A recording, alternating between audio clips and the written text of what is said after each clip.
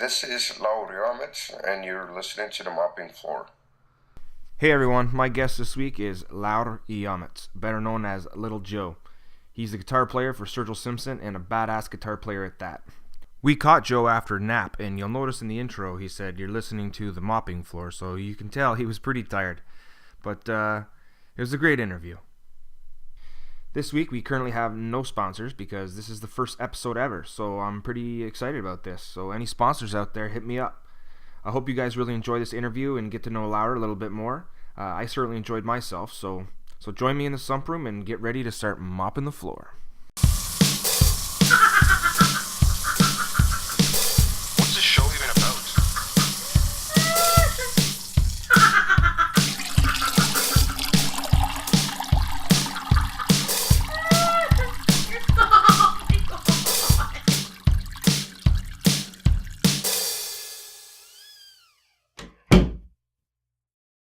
Hey man, Hey man, how's it going?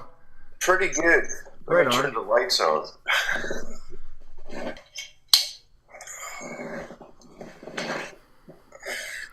How's it going, man? Pretty good. Right on. So, you guys just got off tour. Yeah, How'd that go for you? it was great. It was 7 months of touring. It was sold out. It was fun. Shows went well. It was great. Right on. Just a question in relation to touring. When you first started playing with Sturgill, you guys were driving around in a van, right? Playing bars. Yes. So now you guys are playing theaters and driving around in a bus. Yes. So, experience-wise, what's the biggest difference you've noticed from touring when you guys started to touring right now? It's definitely more convenient the way it is now compared to when it was back in a van.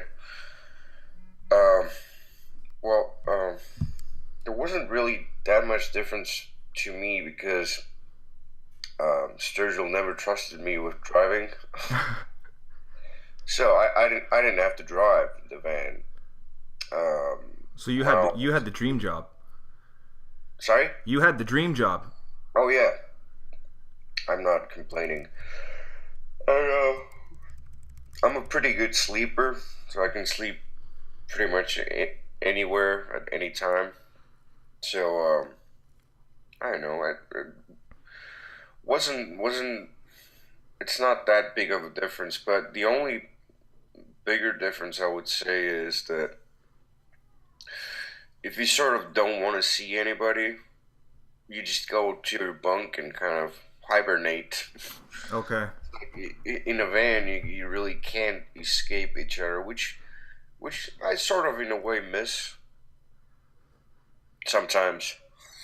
Yeah. What's your favorite part of touring?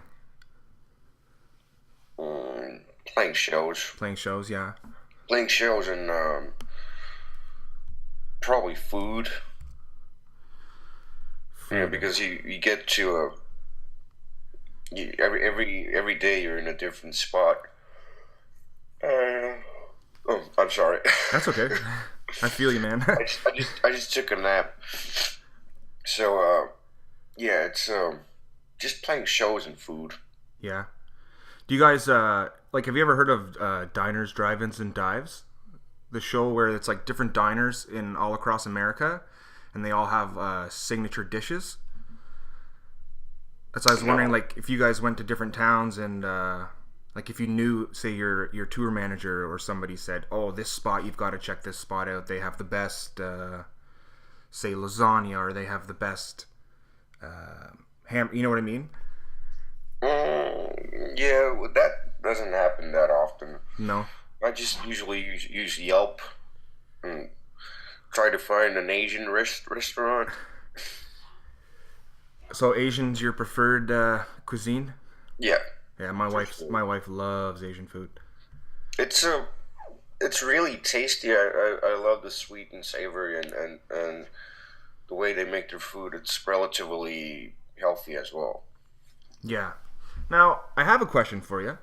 I'm going to attempt to pronounce your name the right way so the listeners Hmm. know who I'm talking to. It's Laur Joamets, right? Um, s- yeah, that'll work. Close, Actually, close enough.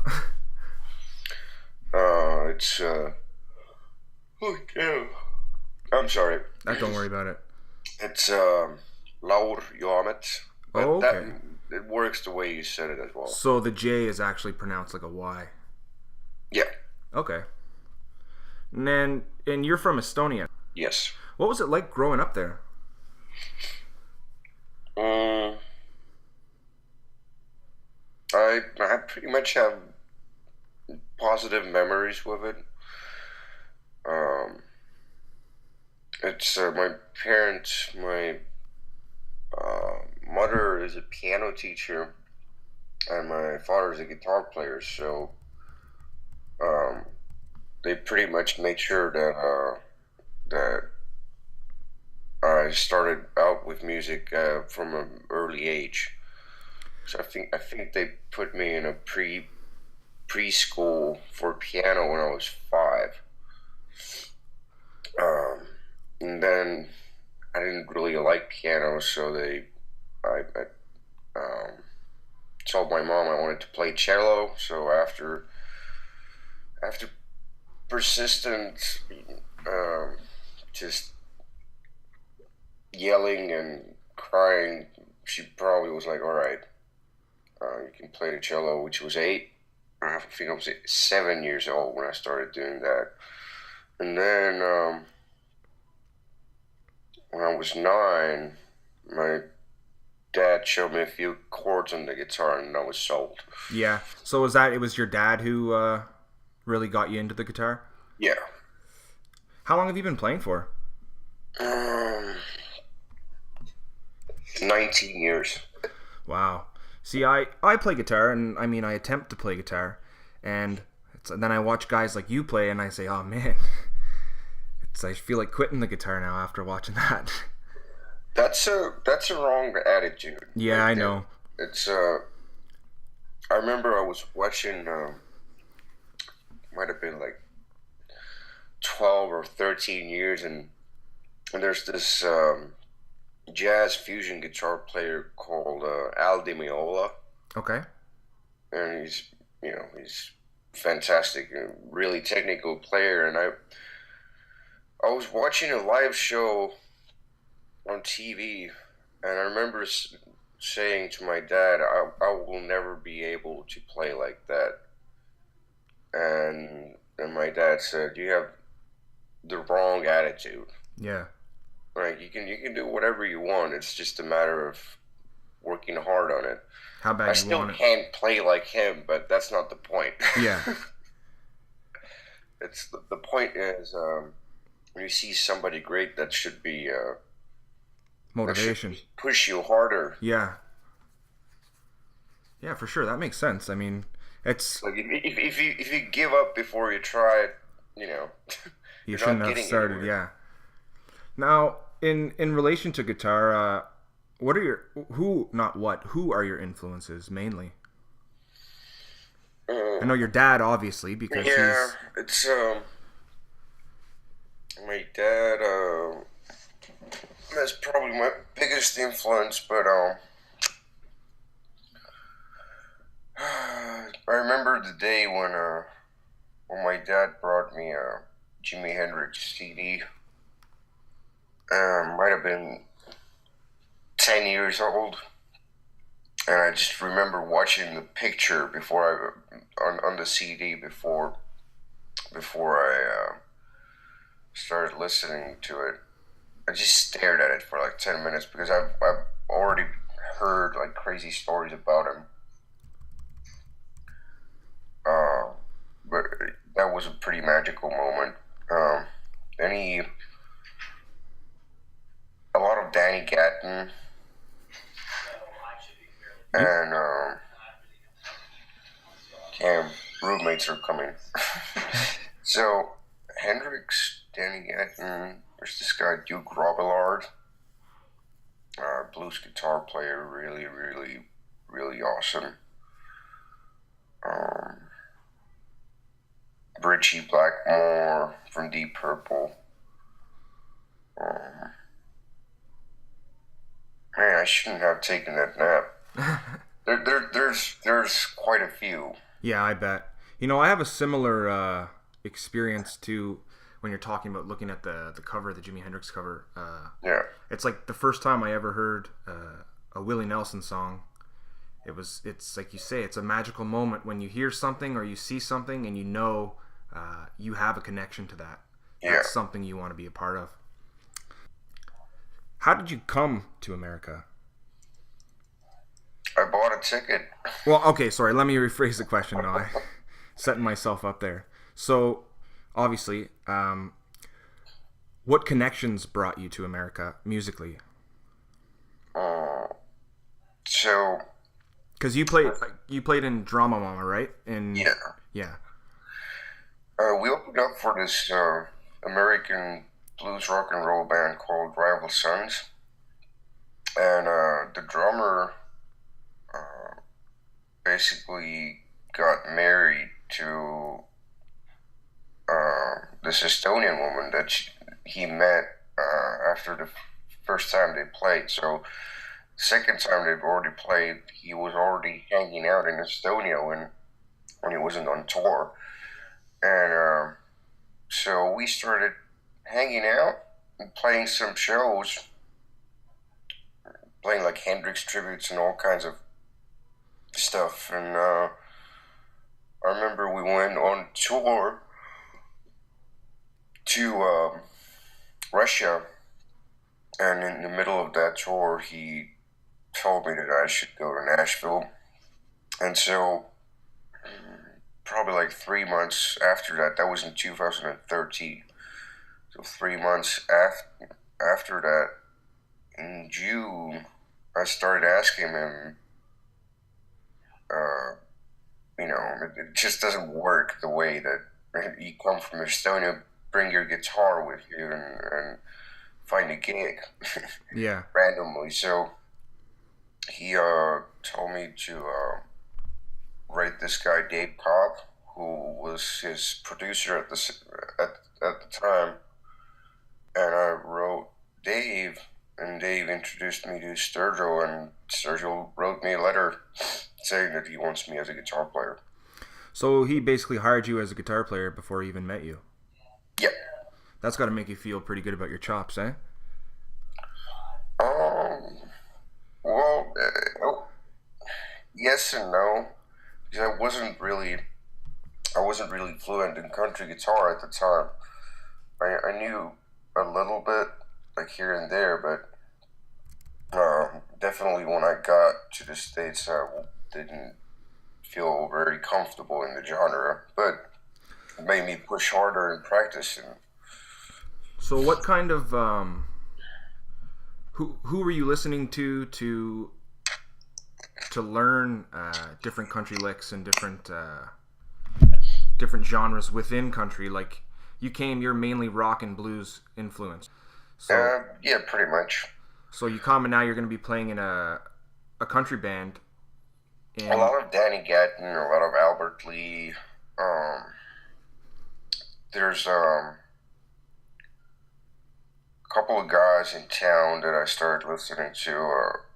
Kenny Vaughn plays for Marty Stewart, Mm-hmm. and this That guy's killer guitar player. yeah, a session player Guthrie Trapp, Okay. and also this ridiculously awesome blues rock guitar player who played in a country band, J.D. Simo. He has this band called Simo. You need to check him out. It's What's the name again? J.D. Simo, Simo. J.D. Simon. Okay, I will definitely check that out. And yeah, that's what. There's a guy who I discovered through you, who's also a killer guitar player, Patrick Sweeney, I think his name Oh is. yeah. I watched that guy play guitar, and I was like, wow, how is this guy not all over Really, you know what I mean? really authentic style blues playing. Yeah. He he sings like a black guy as well. Doesn't hurt to have that quality. What when you moved to Nashville for the first time, how was it adjusting? Like, I'm sure coming from Estonia, there must have been a bit of a change. Yeah, first of all, my the way I spoke English, and it took a long time for me to still put sentences together, and sometimes I couldn't find a word. It still happens, but not as often. And it definitely was a small language barrier because you know people talk to you and you kind of stumble on wrong words and stuff. It's not very convenient to socialize. Yeah. Especially Americans have a pretty short attention span, and they kind of want to get to the point pretty fast. So it was kind of it was pretty hard. Also, people in general they're just different. Yeah, for sure. I know, like when I've been to Nashville one time, and it was very different. It was very much the same as where I am, just like food, drinks. So where do you live? I live in Canada, in Ottawa. Oh, nice. Yeah, and I know when I went there, the one thing I noticed the most about Nashville was everybody was really nice. Mm-hmm. Like, oh, I went to New York City, nobody was nice, and then I went to Nashville, and everybody was nice. So it was a nice Yeah. difference because, like, I have it in my mind, come from Canada, that most Americans are going to be rude to me when I get there because that's Mm-hmm. what you see on TV, right? Like, and you get there and it's totally different. Yeah, it's that's one of the reasons I like the South. People are really warm. Yeah, yeah. I mean, like, I went to I don't know if have you ever been to the Full Moon Saloon in Nashville? I don't think so. I went there one time. My wife let me walk free in Nashville, which was a mistake, and I ended up drinking with this. I don't know if he was homeless. He looked like he was homeless. This guy at the Full Moon Saloon, and like you say, very to the point. Wants to know who you are, where are you from, what are you doing here. Yeah, But yeah, no, that's yeah. Adjusting wise, they've always been really friendly. I think the problem that I had was just it takes. I'm really not very comfortable with new situations, okay, so it just takes a long time and not really knowing anybody as a um, you don't have any longtime friends if you move from one place to another. yeah, exactly. It's you're starting all over again, right? Yeah. So would you And, say most of the first people that you were friends with were the guys in the band? yeah. Yeah. So And sorry, go ahead. no, no. Yeah, I didn't have anything to So add. so you moved to Nashville and you're in this new band. What happens right away? Do you guys start recording? Are you learning the stuff he already has? Um, so Sturgill really never likes to rehearse that much. So we did, I think, 3 or 4 rehearsals, and then we started touring already. Oh wow. And once you're touring and playing shows, uh, pretty much every day, you just get better and better. Yeah. So was it a lot of improvisation in the beginning? Yeah, it was a lot of searching, and trying out all kinds of stuff. And in the course, I think we toured around 2 months, and then we went to the studio, recorded Metal Modern, and then I went back to Estonia for 3 months, and his manager Mark Diatori found me a guy that helped me with getting a visa, Okay. and so I came back after 3 months being in Estonia, and we started touring the record, and it's been uphill ever since. Yeah, I bet. I saw you guys in Toronto actually, the last night in Toronto, and my buddy that was with me was like, "Oh man, we're gonna see Laur do a solid guitar solo, right?" And we're super pumped to watch your solo. And then about 2 songs before you did the solo, we were pushed off the front of the stage, so we totally didn't get to watch you do the solo at all. Hmm. But it lucked out because we went to see you guys in Montreal for the Sailor's Guide tour, the Yeah. first show, and we were front. We got to see everything. It was great. Why were we pushed out? Oh, well, we had a buddy with us. Well, we were all pretty drunk, but we had a buddy with us that was a little more drunk than us, Mhm. and he was being a little rowdy, I guess, so they kind of just shoved us all off to the side. Okay. But it was a good show. It was a very intimate show, actually, to be that close with the small stage and just the 4 of you guys. Was it this year? No, it was right before you guys went on the Livin' the Dream tour. Oh, cool. It would have been. It was at the Horseshoe Tavern in Oh Toronto. yeah, I remember that. Yeah. Yeah, that was a cool place. Yeah, it's not a bad little bar. How do you in terms of playing in a band? How do you find it now going from 4 guys to what is it? There's like 7 of you guys now, 7 or 8 of you. Um,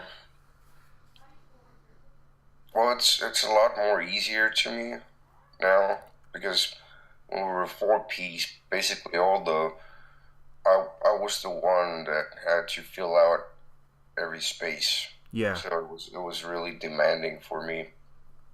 Um, the other thing, if you're the only harmony or solo instrument, so to say, it, it it's pretty hard to play a show for like an hour and a half and not get bored with your own stuff.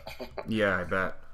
It's really challenging. Right now, it's more fun because we we have all these amazing horn players in the band who play solos themselves and make really cool arrangements. Um, Also, it definitely makes me play less as well. Yeah, it's not as taxing on your body, I guess, to do a show as before. Yeah, I kind of enjoy it more the way it is now Yeah, because there's much more sound and nuance to it. okay. Did you ever picture yourself when you were younger? You're listening to Jimi Hendrix. Did you ever imagine one day you'd be playing pedal steel with a horn section to the left of you? No, never crossed my mind. It's pretty crazy how things Maybe turn out. maybe a horn section, but not in a country band. First of all, I didn't imagine myself playing in a country band. Yeah, Second of all, playing in a country band with a horn section. yeah. Well, even as a fan, nobody was expecting what a Sailor's Guide turned out to be. Yeah. Um, Now, in terms of playing guitar, like I know you started composing solos, right? Pretty much. It's a combination of improvisation and composing because, well, basically what composing is it's a slower version of improvisation. So what I do is some tunes are just so fast that it's kind of really hard to improvise. So I would create these. I would have some things thought out before, so that I wouldn't mess up anything. Sometimes, if I felt really good, I had a good night, and I just went all the way and improvised it all. But it doesn't happen that often. So it's yeah. Now, do you stick to mainly just playing guitar, or do you write songs as well? Mm, I used to write, but I'm definitely not a songwriter. I've done some instrumentals here and there, but it's uh, the most gain that I've gotten out of that is, I guess, it's helped me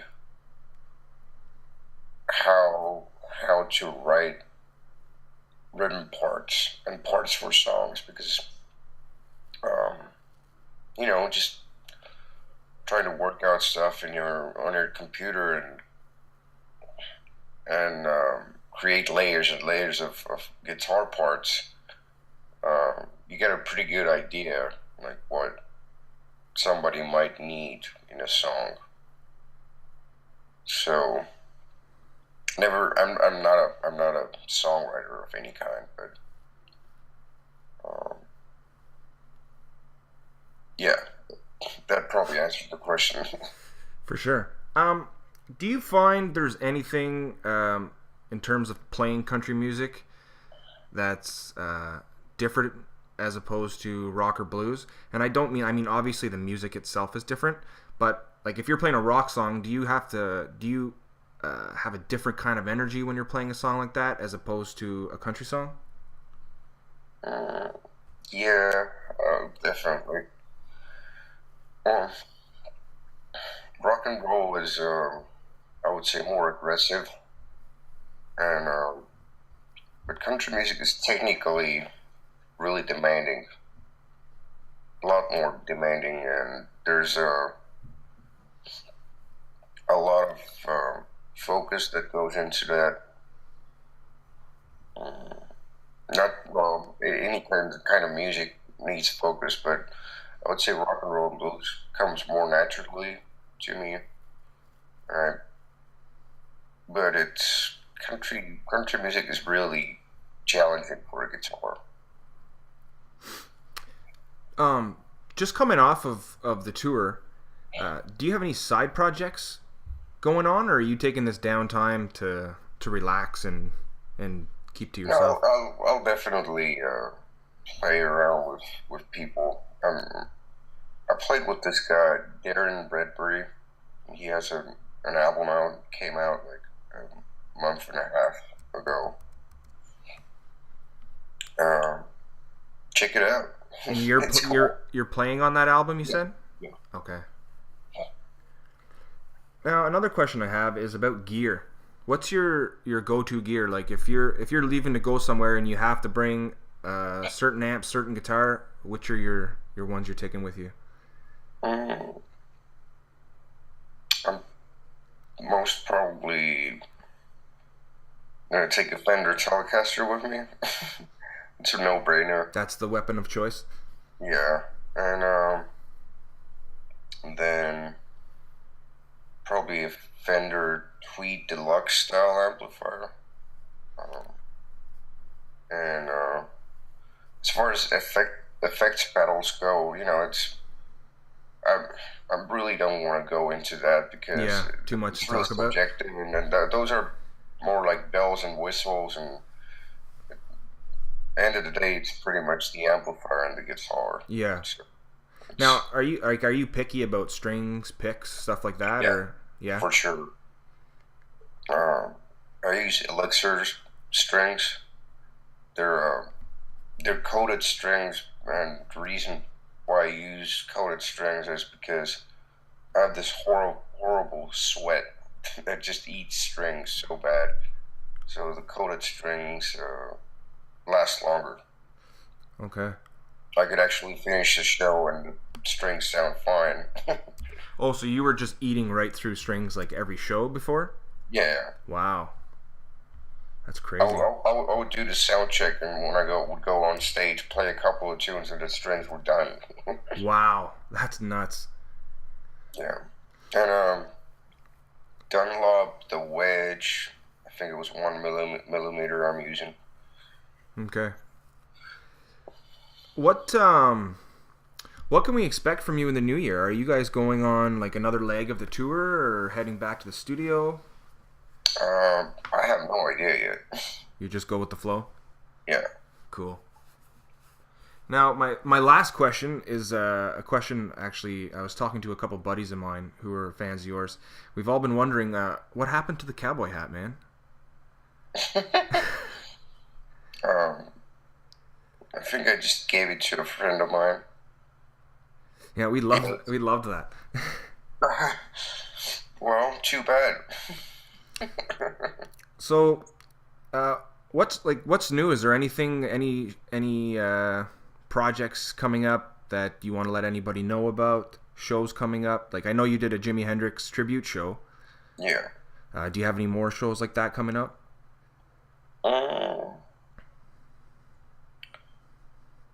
yeah. Not that I know of. I know there's a talk about a Stones tribute, but there's nothing really certain about it. I know in January I'm probably gonna go out with Darren, and I think there's a Christmas show coming out on the 14th of December with different singers around Nashville, and I'm gonna be part of the backing band. Um, but yeah, we just came back a week ago, so I'm pretty much taking one more week off, and after that, I'm gonna get more serious. Okay. I want to thank you very much for your time. I really appreciate you doing this. All right, yeah, man, it's cool. Cheers. There you have it, guys. That's the first episode in the bag. So thanks again to Laur for that.